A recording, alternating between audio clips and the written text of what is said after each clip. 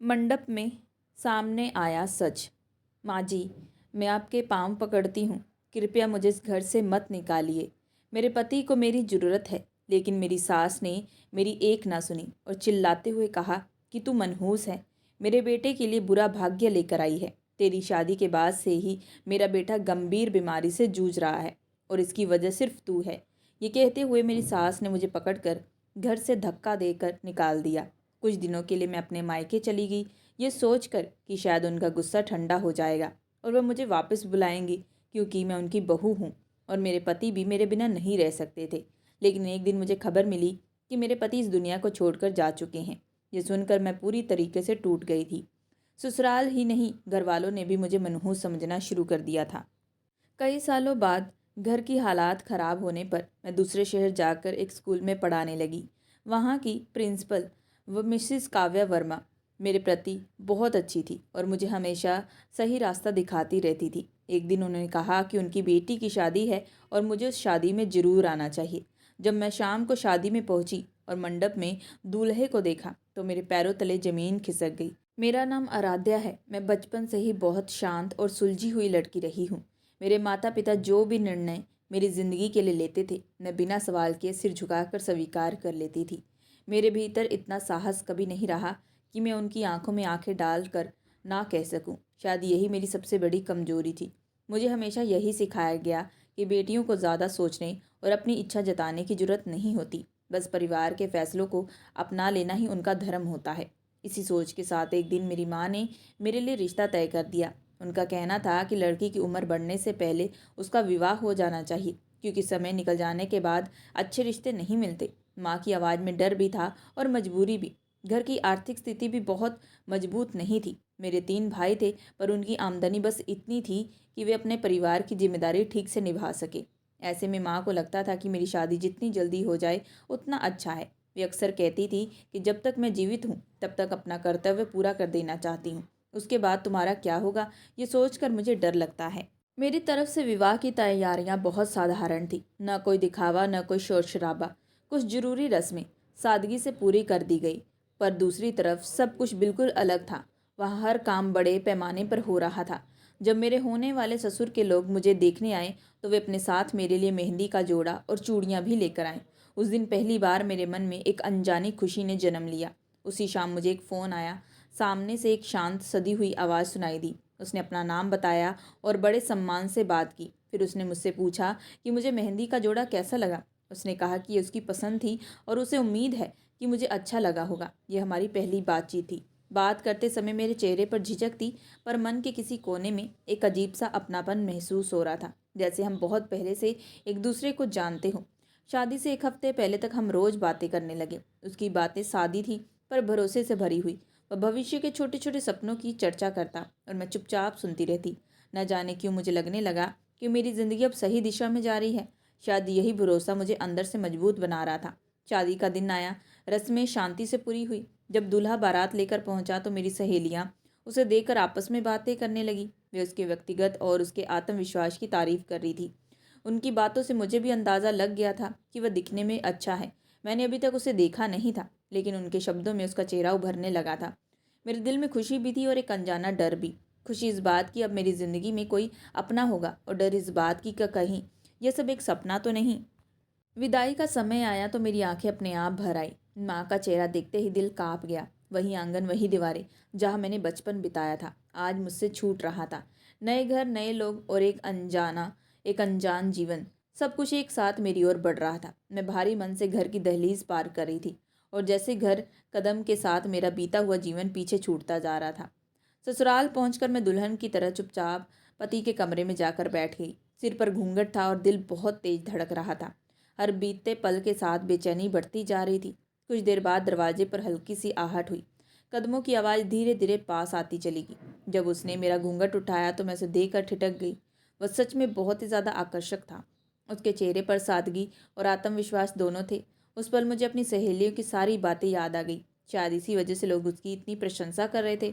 पर उस समय मुझे यह भी लगा कि जो चीज़ किस्मत में पूरी तरह लिखी नहीं होती, वह शुरुआत में बहुत चमत्कार लगती है। अगली सुबह की रस्में भी अच्छे से पूरी हुई। उसने मुझे मुंह दिखाई में एक सोने की अंगूठी दी। उसका व्यवहार बहुत विनम्र था।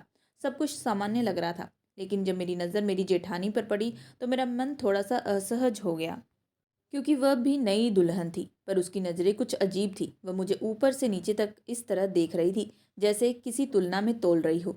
उसके चेहरे के भाव समझ पाना मुश्किल था। घर में हम दोनों के लिए कपड़े भी एक जैसे बनवाए गए ताकि किसी को बुरा ना लगे। रंग अलग थे पर डिज़ाइन एक सा। सबके सामने हम दोनों मुस्कुरा रहे थे। मेरी माँ मुझे देखकर बहुत खुश थी। उन्हें लगता था कि उन्होंने मुझे एक अच्छा घर दे दिया है। मुझे भी अपनी किस्मत पर भरोसा होने लगा था। लेकिन कहते हैं ना, खुशियाँ ज़्यादा देर तक बिना परीक्षा ले टिकती नहीं। शादी को अभी एक हफ्ता भी पूरा नहीं हुआ था कि एक शाम वह मेरे पास बैठे मुझसे बात कर रहे थे। अचानक उनकी आवाज़ रुक गई। अगली पल उनका शरीर ढीला पड़ गया और वह बेहोश होकर मेरे पास गिर पड़ा। और तभी मेरी जोर से एक चीख निकल पड़ी। डर से मेरे हाथ कांपने लगे। समझ में नहीं आ रहा था कि आखिर क्या करूं। मेरी आवाज़ सुनते ही घर के लोग कमरे में दौड़ पड़े। सब घबराए थे। उसके पिता और बड़े भाई उसे उठाकर होश में लाने की कोशिश करने लगे। उसका चेहरा धीरे धीरे पीला पड़ चुका था और सांसें बहुत हल्की चल रही थी। उस पल मेरा दिल किसी अनहोनी की आशंका से भर गया। मुझे लग रहा था कि जिस जीवन की शुरुआत मैंने इतने सपनों के साथ की थी, कहीं वह उसी पल किसी अंधे मोड़ पर तो नहीं आ गई। उस रात घर का आंगन अचानक शोर से भर गया था। मैं अभी नए जीवन की झिझक और खुशी के बीच थी कि एक चीख ने सब कुछ बदल दिया। मेरे सामने वह जमीन पर पड़े थे। किसी ने उनके चेहरे पर पानी छिड़का, कोई उनके पैरों के तलवे सहलाने लगा, पर उन्हें होश नहीं आ रहा था। हर पल मुझे ऐसा लग रहा था जैसे समय रुक गया हो। मेरे हाथ कांप रहे थे, गला सूख गया और आंखों के सामने अंधेरा छाने लगा। घर शहर में ही था, इसलिए देरी किए बिना उन्हें मोटरसाइकिल पर बिठाकर पास के एक हॉस्पिटल ले जाया गया। उनके पिता और बड़े भाई उनके साथ गए। मैं वहीं खड़ी रह गई, जैसे मेरे पैर जमीन से चिपक गए हों। घर में बैठे हर व्यक्ति की आंखों में डर था, लेकिन कोई भी कुछ कहने की स्थिति में नहीं था। करीब आधे घंटे के बाद फ़ोन बजा। जब ये खबर मिली कि उन्हें होश आ गया है तो ऐसा लगा जैसे मेरे शरीर में फिर से सांसें लौट आई हो। मन ही मन ईश्वर का धन्यवाद किया। थोड़ी देर बाद उन्हें घर ले आया गया।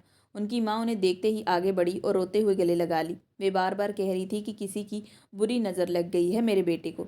मैं कमरे की दहलीज पर खड़ी ये सब देख रही थी। ये रिश्ता अभी नया था, पर भीतर का लगाव बहुत गहरा हो चुका था। विवाह के बाद एक स्त्री के जीवन में उसका साथी ही उसका सबसे बड़ा सहारा बन जाता है। उसी के कारण उसके चेहरे पर उजाला आता है और जीवन में स्थिरता महसूस होती है। जब उन्होंने मेरी ओर देखा तो हल्की मुस्कान के साथ बोले, तुम क्यों रो रही हो? मैं तो ठीक हूँ। ये सुनते ही मैं अपने आंसू रोक न सकी और दौड़कर उनके पास चली गई। उन्हें इस हाल में देखकर मेरे मन में अजीब सी घबराहट थी, जैसे कोई उन्हें मुझसे दूर करने की कोशिश कर रहा हो। दवा लेने के बाद वे जल्दी सो गए, लेकिन मेरी आंखों में नींद नहीं आई थी। मैं बार बार उठकर देखती रही कि वे ठीक से सांस भी ले रहे हैं या नहीं। सुबह होते ही मैंने बेचैनी में उन्हें जगा दिया। मन में डर बैठ गया कि कहीं वे ज़्यादा देर तक न सो जाएं। मुझे उनसे बातें करनी थी, उन्हें अपने सामने जागता हुआ देखना था। मुझे लगने लगा कि हमारे साथ बिताए पल बहुत तेज़ी से बीत रहे हैं। मेरी आवाज़ सुनकर वे मुस्कुरा दिए और बोले, विश्वास करो, मैं ठीक हूँ। मैंने तुरंत उनके होठों पर हाथ रख दिया और कांपती आवाज़ में कहा कि इस तरह की बात फिर कभी ना कहें, चाहे मजाक में भी नहीं। मैंने कहा कि उनका इस्तीव ये मेरी पूरी दुनिया है। वे मुझे शांत करने की कोशिश करने लगे और बोले कि मैं बहुत भोली हूँ। उस दिन मैं एक पल के लिए भी उनसे दूर नहीं रह पाई। हालांकि वो सामान्य दिख रहे थे, लेकिन मेरा मन बार बार बेचैन हो रहा था। रात को उन्होंने दिल में एक तेज दर्द होने की शिकायत की। मैंने पूछा कि क्या पहले भी ऐसा दर्द होता था, पर उन्होंने साफ कहा कि पहले कभी ऐसा नहीं हुआ। इतना कहकर वह दर्द से कराहने लगे और बोले कि दिल बहुत भारी लग रहा है। रक्तचाप जांचने को कहा, फिर आंखें बंद कर ली। कुछ ही क्षणों में वे फिर से बेहोश हो गए। यह दृश्य देखकर मेरे हाथ पांव सुन्न हो गए। मैं घबरा कर रोती हुई कमरे से बाहर भागी और जोर से सभी को बुलाने लगी। घर के लोग फिर से इकट्ठा हो गए। इस बार स्थिति अधिक गंभीर लग रही थी, इसलिए उन्हें बड़े चिकित्सालय ले जाने का निर्णय ले लिया गया। मैं बहुत ज़्यादा आग्रह किया कि मैं भी साथ चलूं, लेकिन किसी ने मेरी बात न सुनी। कहा गया कि रात का समय है और ये पुरुषों का काम है। उस समय मुझे बहुत गहरा धक्का लगा। मैं पहले डर और चिंता से टूटी थी। भारी मन से अपने कमरे में लौट आई और सिर तक ओढ़कर रोती रही।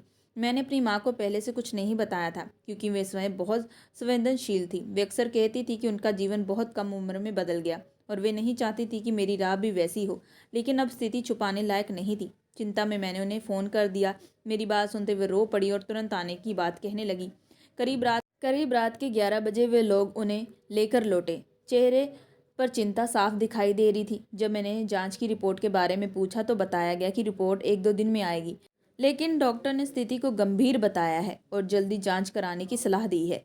इसी बीच मेरी नई जेठानी ने तिरछी नज़र से मेरी ओर देखा और धीमे स्वर में कुछ ऐसा कहा कि जिससे मेरा मन और टूट गया। शायद उसकी अपनी इच्छाएं और सपने अभी पूरे भी नहीं हुए थे, इसलिए उसे ये सब बोझ लग रहा था। मैं चुप रही। उस समय किसी से कुछ कहने की शक्ति मुझ में नहीं थी। अगले दिन मेरी माँ घर आई और उन्हें इस हालत में देखकर मैं फूट फूट कर रोने लगी।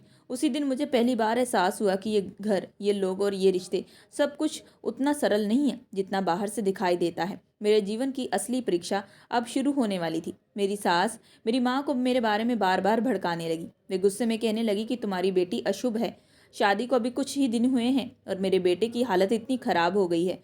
जरूर इस लड़की के कारण ही हमारे घर पर यह मुसीबत आई है। इसके पैर हमारे घर के लिए अच्छे नहीं हैं।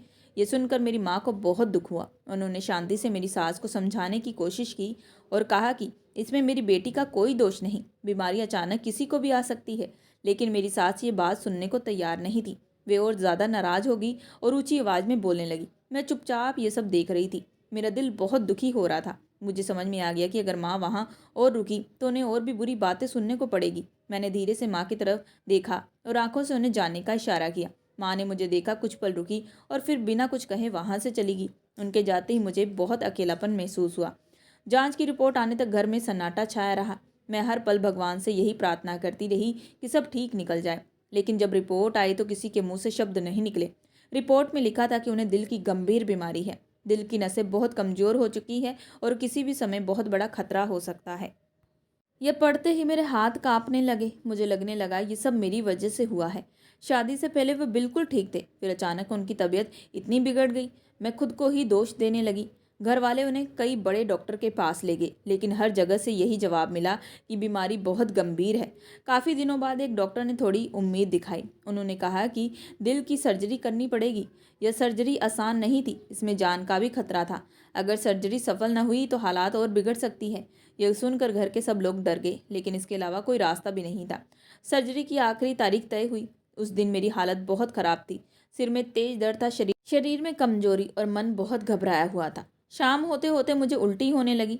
तब मुझे पहली बार लगा कि शायद मैं माँ बनने वाली हूँ। लेकिन उस समय के घर के हालात ऐसे नहीं थे कि मैं अपनी हालत किसी को बता पाती। मैं चुप रही। सर्जरी सफल हो गई, लेकिन उन्हें तुरंत होश नहीं आया। जब होश आया तो वे बहुत कमज़ोर थे। बोलने में दिक्कत हो रही थी, उठने की ताकत नहीं थी। डॉक्टर ने बताया कि सर्जरी ठीक हुई है, लेकिन पूरी तरह ठीक होने में समय लगेगा। उन्हें बहुत आराम और देखभाल की जरूरत है। एक हफ्ते बाद उन्हें घर लाया गया। उस दिन वे मेरा हाथ पकड़कर बहुत देर तक देखते रहे, फिर धीमी आवाज़ में बोले कि वे मेरे लिए कुछ नहीं कर पाए। उन्होंने मुझसे कई वादे किए थे, लेकिन बीमारी ने सब कुछ बदल दिया। उनकी आंखों में आंसू बहने लगे। मुझे भी बहुत रोना आ रहा था, लेकिन मैंने खुद को संभाल लिया। मुझे लगा कि अगर मैं रोई तो उनका मन और टूट जाएगा। मैंने मुस्कुराकर उन्हें समझाया और कहा कि उनका साथ ही मेरे लिए सबसे बड़ी ताकत है। कुछ दिनों बाद मेरी माँ और भाई मिलने के लिए आए। तभी मेरी सास ने कई कड़वे स्वर में कहा कि वे मुझे कुछ दिनों के लिए अपने साथ ले जाएं। उनका लहजा इतना सख्त था कि मेरी माँ कुछ कह नहीं पाई। ये सुनकर मैं हैरान रह गई। इस हालत में मैं उन्हें कैसे छोड़कर जा सकती थी। मेरे भाई ने यह बात सुन ली और गुस्से में मुझे अपने साथ ले गए। मुझे अपनी बात रखने का मौका तक नहीं मिला। मायके आकर भी मुझे चैन न मिला।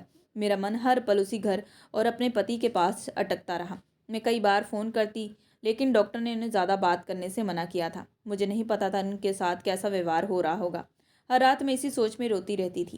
कुछ दिन बाद मैंने माँ से कहा कि वे भाई से बात करें। मैं वापस जाना चाहती हूँ, क्योंकि मुझे लगता है कि जब किसी की ज़िंदगी मुश्किल में हो तब उसका साथ छोड़ना सबसे बड़ा गलत काम होता है। मेरी बात सुनते ही मेरी माँ जोर से चिल्लाने लगी। उनका चेहरा गुस्से और डर से लाल हो चुका था। उन्होंने साफ शब्दों में कहा, खबरदार, अगर तुमने अब उस घर में कदम रखने के बारे में भी सोचा। तुम्हारी सास तुम्हें मनहूस मान चुकी हैं। अब वह खुद ये शब्द इस्तेमाल कर रही हैं। वह कहती हैं कि अगर तुम वापस गई तो वो तुम्हें जीने नहीं देंगी। माँ की बात सुनकर मेरा शरीर काँप उठा, लेकिन उससे भी ज़्यादा दर्द तब हुआ जब मुझे महसूस हुआ कि इस घर में भी अब मेरा कोई साथ देने वाला नहीं बचा था। ससुराल में उनके बेटे की हालत गंभीर थी। दिल की बीमारी ने उसे अंदर तक कमज़ोर कर दिया था। इलाज चल रहा था, लेकिन सारा दोष मेरे सिर पर मढ़ दिया गया। धीरे धीरे सभी लोग मेरे खिलाफ हो गए, यहाँ तक कि मेरी माँ भी मुझसे दूरी बनाने लगी। मैं पूरी तरीके से टूट चुकी थी, लेकिन मन के किसी कोने में एक बेचैनी थी जो मुझे बेचैन नहीं लेने दे रही थी। मजबूरी में मैंने अपने ससुर को फ़ोन किया। पहली बार उन्होंने फ़ोन नहीं उठाया। दूसरी बार भी फ़ोन अनसुना रह गया। तीसरी बार जब उन्होंने कॉल उठाई तो बिना किसी भूमिका के उन्होंने कहा कि अब क्या जानना चाहती हो। विनीत अब इस दुनिया में नहीं रहा। ये सुनते मुझे जैसे जोर का एक झटका लग गया हो। मेरे हाथ कांपने लगे। मुझे अपने कानों पर भरोसा नहीं हुआ। मेरे दिमाग ने तो काम करना बंद कर दिया था। मैं समझ नहीं पाई कि क्या पूछूं और क्या कहूं। बस किसी तरह इतना कह सकी कि ये कैसे हुआ और कब हुआ, क्योंकि मुझे उस घर में आए अभी सिर्फ 2 ही सप्ताह हुए थे। मेरी बात पूरी होने से पहले ही उन्होंने फ़ोन काट दिया। इसके बाद उन्होंने कभी मेरे कॉल नहीं उठाई। जब मैंने ये बात अपने मायके में बताई तो घर में अजीब सा मातम छा गया, लेकिन यह मातम मेरे दुख से ज़्यादा डर से भरा हुआ था। धीरे धीरे मैं वहाँ भी मुझे ही दोषी समझा जाने लगा। अब सब मुझे मनहूस मानने लगे। मेरी हालत दिन ब दिन बिगड़ती जा रही थी। फिर भी मैंने हिम्मत जुटाई और बहुत मुश्किल से अपनी माँ को समझाकर ससुराल जाने की जिद की। मेरे भाई इस बात पर नाराज़ हो गए। उन्होंने कहा कि हमें बिना बताए वहाँ जाने की जरूरत नहीं थी और मैं किस अधिकार से उस घर में जाने की सोच रही हूँ। लेकिन मेरा मन मानने को तैयार नहीं था। जब मैं ससुराल पहुंची तो वहाँ घर पर ताला लगा हुआ था। मैं वहाँ नई दुल्हन बनकर नहीं गई थी, इसलिए किसी पड़ोसी से मेरी पहचान भी नहीं हुई। मेरी माँ ने पास के घर में पूछताछ की। पड़ोसी ने बताया कि वे लोग ये घर छोड़कर कहीं चले गए हैं। जब उनके बेटे के बारे में पूछा गया तो किसी को कुछ पता नहीं था। दूसरी पड़ोसी ने बताया कि वे लोग तो कुछ दिन पहले ही यहाँ आए और उन्हें इस परिवार के बारे में कोई जानकारी नहीं। मेरी माँ मुझे वापस मायके ले आई। उन्होंने साफ कहा कि वे लोग तुझसे पीछा छुड़ाना चाहते थे और अब उनका बेटा भी इस दुनिया में नहीं रहा। अब तुम्हें घर में बैठकर अपनी इज्जत संभालनी होगी। उसके बाद से मेरी तबीयत लगातार गिरती जा रही थी। मेरी भाभियां मुझ पर ताने कसने लगी। एक ने शक जताया कि कहीं मैं गर्भवती तो नहीं हूँ, तो दूसरी ने कहा अगर ऐसा हुआ तो घर पर एक और जिम्मेदारी बढ़ जाएगी। उस समय तक किसी को भी सच्चाई पता नहीं थी। आखिरकार मेरी माँ एक नर्स को घर ले आई। जांच के बाद नर्स ने बताया कि मैं सच में माँ बनने वाली हूँ। वह बधाई देने लगी और इसे खुशखबरी कहने लगी। लेकिन मेरे लिए ये खबर किसी खुशी से कम नहीं थी। जिस इंसान के साथ ये खुशी बांटनी थी वह मेरे साथ नहीं था। फिर ये खुशी किसके लिए थी, मैं नहीं समझ पाई। समय बीतता गया और वह दिन भी आ गया जब मैंने एक बेटे को जन्म दिया। मेरा बेटा बिल्कुल अपने पिता जैसा दिखता था। उसे गोद में लेते ही मेरी आंखों से आंसू बहने लगे। उसकी शक्ल मुझे विनीत की याद दिलाने लगी। वही यादें मेरी जिंदगी को आगे बढ़ाने का सहारा बन गई। मेरे बेटे के जन्म के बाद मेरे भाई फिर से मेरी दूसरी शादी की बात करने लगे, लेकिन मेरा मन नहीं माना। मैंने साफ कह दिया कि मैं विनीत को अपनी आंखों से कफन में नहीं देखा। मुझे आज भी यकीन था कि वह कहीं ना कहीं जिंदा होगा। कभी कभी मैं यह भी सोचती हूँ कि अगर वह जिंदा है तो उसने कभी फ़ोन क्यों नहीं किया, जबकि मेरा नंबर वही था। मेरी माँ मुझ पर दूसरी शादी के लिए दबाव डालती रही, लेकिन मैंने काम करने का फैसला किया। मैंने कहा कि मैं किसी स्कूल में नौकरी कर लूँगी और अपने बेटे को खुद पालूंगी। मेरा बेटा ही अब मेरी दुनिया है। धीरे धीरे मैंने एक निजी स्कूल में पढ़ाना शुरू कर दिया। बेटे को भी साथ ले जाती क्योंकि उसे संभालने वाला कोई नहीं था। जिंदगी मुश्किल थी लेकिन आगे बढ़ रही थी। कुछ समय बाद मेरे बड़े भाई का तबादला दूसरे शहर हो गया। उन्होंने मुझे भी अपने साथ चलने को कहा। छोटे भाई मुझसे कोई मतलब नहीं रखते थे, इसलिए मैं बड़े भाई के साथ चली गई। मेरी माँ पुराने घर में रह गई। नया शहर अलग था, वहाँ का माहौल बेहतर था। पुराने शहर की डरावनी यादें यहाँ पीछा नहीं करती थी। यहाँ मुझे फिर से एक स्कूल में नौकरी मिल गई। स्कूल की प्रिंसिपल बहुत सहयोग थी। मेरे अनुभव की वजह से वो मुझे सम्मान मिलने लगा। समय के साथ मेरा बेटा वहाँ बढ़ने लगा। अब वो 5वीं कक्षा में पढ़ने लगा। स्कूल की प्रिंसिपल मेरे बेटे से बहुत स्नेह करने लगी। जब उन्होंने मेरे जीवन यात्रा के बारे में जाना तो उनके व्यवहार में और भी अपनापन आ गया। वे मुझे हर बात में समझाने की कोशिश करती और मुझे एक मजबूत स्त्री मानने लगी। दिन में मैं स्कूल में पढ़ाती और शाम को घर लौटकर बच्चों को ट्यूशन पढ़ाने लगी। काम में व्यस्त रहने की वजह से दिन बहुत तेजी से बीतने लगे, लेकिन ऐसा कोई भी दिन नहीं था जब मैंने अपने पति को याद ना किया हो। दूसरी तरफ मेरा बेटा जैसे जैसे बड़ा हो रहा था वैसे वैसे उसके मन में सवाल भी बढ़ने लगे। जब भी वह अपने पिता के बारे में पूछता तो हर बार यही कहती कि उसके पिता देश से बाहर काम करते हैं। यह एक ऐसा झूठ था जिसे बोलते समय मेरा दिल बार बार टूट जाता था। उसके हर जन्मदिन पर मैं उसे एक ऐसा उपहार देती और उस पर उसके पिता का नाम लिख देती। मैं उसे समझाती ये तोहफा उसके पिता ने बाहर से भेजा है। वो मासूम बच्चा खुशी से उसे स्वीकार कर लेता, लेकिन जैसे जैसे वह बड़ा होने लगा उसे अपने पिता की कमी और गहराई से महसूस होने लगी। विद्यालय में पढ़ाते पढ़ाते मुझे 5 वर्ष हो गए थे। मेरा बेटा भी अब समझदार हो चला था। इस दौरान प्रिंसिपल ने कई बार मुझे सलाह दी कि मुझे दूसरी शादी के बारे में सोचना चाहिए, लेकिन हर बार मैं यही कहकर टाल देती कि मेरा दिल आज भी यही मानता है कि मेरे पति जीवित है। कहीं ना कहीं किसी मोड़ पर वह जरूर मुझे मिलेंगे। एक दिन प्रिंसिपल ने मुझे अपने कक्ष में बुलाया। उन्होंने बड़े स्नेह से मुझे एक शादी का कार्ड दिया और कहा कि उनकी बेटी का विवाह है और वह चाहती हैं कि मैं अपने बेटे के साथ उसमें जरूर शामिल हूँ। उनके आग्रह को मैं मना नहीं कर पाई क्योंकि उनके साथ मेरा रिश्ता सिर्फ काम का नहीं बल्कि भरोसे और अपनापन का बन चुका था। शादी का दिन आ गया। मैं सादा कपड़ों में उदास मन और चेहरे पर जबरन लाई हुई मुस्कान के साथ समारोह में पहुंची। जब बारात आई तो अचानक मेरी नज़र उस व्यक्ति पर पड़ी जिसे देखने की उम्मीद मैंने वर्षों से अपने दिल में दबा रखी थी। वह वहीं खड़ा था, लोगों से घिरा हुआ, मुस्कुराता हुआ। मेरी सांस जैसे थम गई, मुझे अपनी आंखों पर भरोसा नहीं हुआ। वह मेरे सामने था। उसी पल उसकी नज़र मुझ पर पड़ी। उसका चेहरा एकदम बदल गया, जैसे किसी ने उसके चेहरे से सारे रंग छीन लिए हो। मैं वहीं जड़ होकर खड़ी रही। मेरे कानों में कुछ सुनाई नहीं दे रहा था। दिल इतनी तेज धड़क रहा था कि मुझे लगा अब वह रुक ही जाएगा। उस दिन मेरा दिल जीत गया, जिसने इतने वर्षों तक मुझे एक उम्मीद के सहारे जिंदा रखा था। मैंने उस समय उससे कुछ नहीं कहा। समारोह के बीच में खुद को संभालने लगी। मुझे यह भी पता चल चुका था कि वह प्रिंसिपल की बेटी के ससुराल के पक्ष से आया है। किसी तरह मैंने पूरी रस्में खत्म होने के इंतजार किया। मुझे यकीन था कि उसने भी मुझे देख लिया है और वह भी मुझसे बात करना चाहेगा। जब बारात विदा होने लगी तो मैं अपने बेटे का हाथ पकड़कर बाहर की ओर बढ़ी। तभी मैंने देखा कि वहीं खड़ा हमारा इंतजार कर रहा था। उसे देखते मेरा मन हुआ कि मैं उससे पूछूं कि वह जीवित था, फिर भी उसने हमें क्यों छोड़ दिया। लेकिन समारोह की जगह होने के कारण मैं खुद को रोक रही थी। मैंने अपने बेटे को बहाने से वहां से आगे भेज दिया और खुद उसके सामने खड़ी होगी। वर्षों का दर्द, सवाल और टूटन मेरे भीतर उमड़ने लगा। मैं कांपती आवाज़ में बोली कि वह इतना निष्ठुर निकला। वह जीवित था, फिर भी उसके घर वालों ने हमसे झूठ बोला और मैं उस झूठ पर भरोसा करके अपनी पूरी जवानी एक उम्मीद के सहारे जीती रही कि वह कभी लौटेगा। मेरे शब्दों के साथ ही वर्षों का सन्नाटा टूट चुका था। उस एक पल में मेरा बीता हुआ पूरा जीवन मेरी आंखों के सामने खड़ा हो गया। अब उससे धीरे धीरे समझ में आने लगा कि उसके साथ जो हुआ वह केवल परिस्थितियों का खेल नहीं था। उसे एहसास हुआ कि उसके परिवार वालों ने ही उसे सच्चाई से दूर रखा। उन्होंने बिना बताए मेरी बात सुने मेरे खिलाफ कहानियां बना दी। उसने कभी मुझसे सीधे बात करने की कोशिश नहीं की।